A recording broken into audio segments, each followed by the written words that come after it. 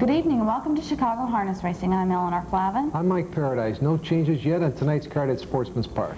But we're going to look at a star from last night, and you're looking at a star from last night right here. We're going to look at the 6th race. It was a $25,000 claiming race for 3-year-olds and up, a purse of $11,500 and a field of 10. On the outside, Kitts Messenger Racing, second, moving 3 wide into contention. Third comes J.D.'s Glen. In the stretch on the front end, that's J.D.'s Glen moving up to get the lead. Racing on the outside, second is Smoke Commander. That's Smoke Commander on the outside with J.D.'s Glen on the inside.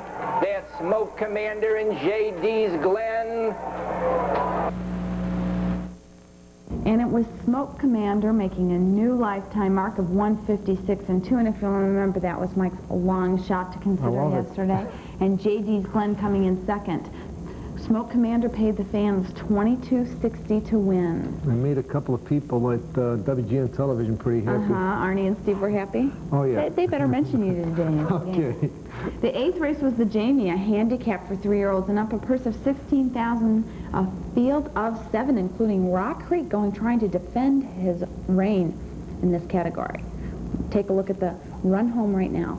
They turn for home on a short lead, Heather R. On the outside, Rock Creek with Van Gogh, Brandenburg towards the inside. Heather R, the leader on the outside, Rock Creek Racing second, Brandenburg along the rail third.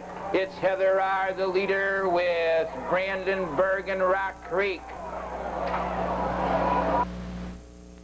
It was Heather R with Charlie Baker in the bike coming in first. Brandenburg and Greg Lance getting the driving assignment from vacationing driver Dave McGee. And Rock Creek coming in third, so a big upset in last night's feature. Yeah, an upset, but, you know, Heather R had dropped 2 photos, and Charlie Baker drove a real smart race. He went for the lead.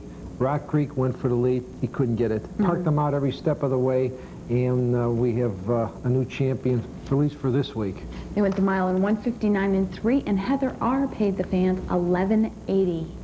We're going to look at our regular Wednesday feature, the Quad City races of the week. We're going to Sunday, July 6th, the Phillies and Mirrors Invitational Handicap. Post positions 1 assigned, numbers 2 through 4 were drawn, and numbers 6 and 7 were drawn.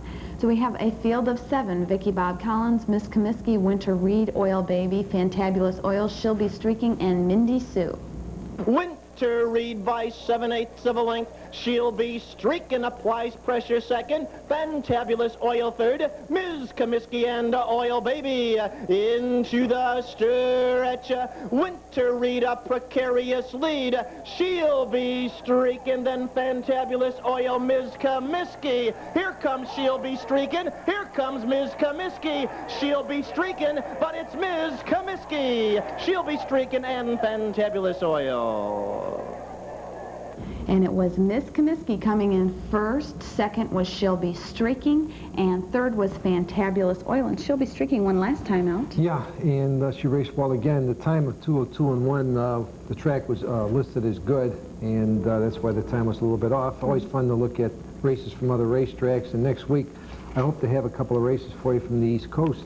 Well, let's hope so. Coming up right after this is my Keeping Pace segment.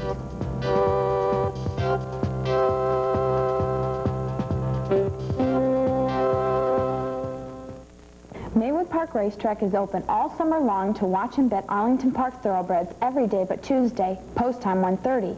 Air-conditioned comfort with large-screen TVs grace our grandstand. Tableside TVs and good food is the main attraction on our third-floor clubhouse. The chances of you getting rained on are 99 to 1, and you're the odds-on favorite to have a good time. Monday through Saturday evenings feature watch and bet harness racing from Sportsman's Park, post time 8 p.m. Watch and bet all the summer days and all the summer nights at Maywood Park. In today's competitive race of convenience store shopping, a nice solution is your friendly Gas City Family Pantry store. For your automobile, Gas City features Platinum Plus, a 92 plus octane premium unleaded. Inside the modern Family Pantry store, you will find a great selection of everyday needs, fresh brewed coffee, cold soda or beer, and video rentals. Next time you're in a hurry to pick up just a few items, stop in a neighborhood Gas City Family Pantry store. The better place to shop.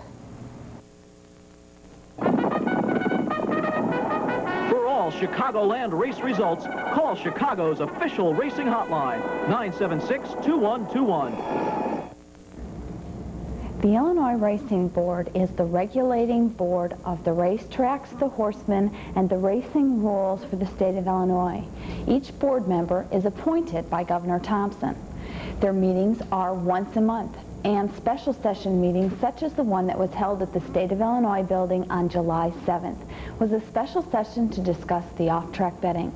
We're going to introduce you to board members: Erwin Jan, Commissioner; Ralph Gonzalez, Commissioner; Dan Webb, Commissioner; Tex Griffith, Chairman; Tom Garvey, Commissioner; Cecil Troy, Commissioner; and Ray Garrison, Commissioner.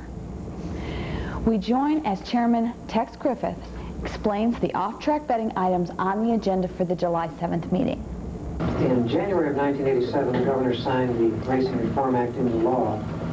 Among the provisions of the act is the authority for each racetrack to own and operate two off-track wagering locations.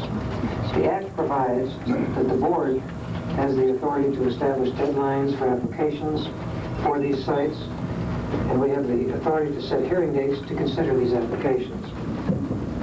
A chronology of what has occurred to date would be that on May 8th, the board established an initial date for filing applications.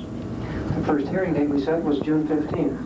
Representing the interests at Balmoral Park Racetrack is Billy Johnston, and representing Peoria is banker and developer of the Landmark Recreation Center, John Daly. Expecting that you and the other applicants have done quite a bit of research. But I'd like to begin by giving you a few moments to make any initial presentation that you might wish. We have been working on the Peoria site for a long time, going back until the first of the year. We have elaborate plans. We have an agreed upon lease. We have everything in the works ready to go. We applied on May the 8th for permission to start with the intention that it's going to take approximately 2 months to be open.